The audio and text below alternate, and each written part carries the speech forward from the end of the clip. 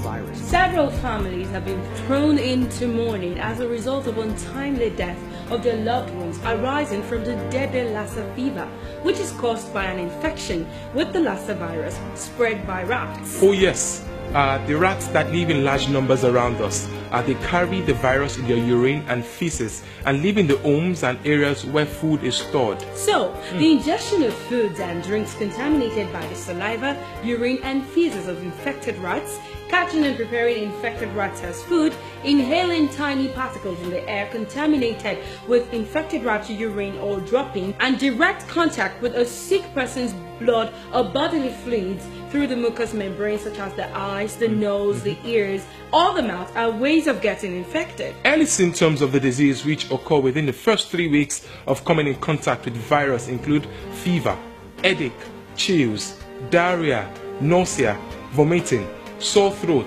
backache and joint pains.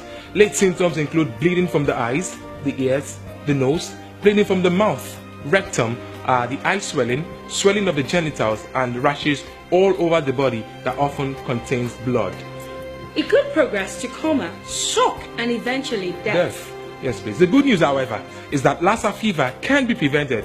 Oh yes, early detection and diagnosis greatly aids treatment, preventable death, and curtails further spread of the virus. We should know, however, that preventing Lassa fever in the community is first about preventing the source, and that is why it's important to observe good personal hygiene by keeping our houses clean and the environment as well, so as to discourage rodents from entering our homes. Some more measures that can be put in place is to avoid contact between rats and human beings by blocking out all rat hideouts. Options of fumigation can also be looked at for some bushy environments. Absolutely. Please ensure you dispose your waste properly and clean the environment so that the rats are not attracted.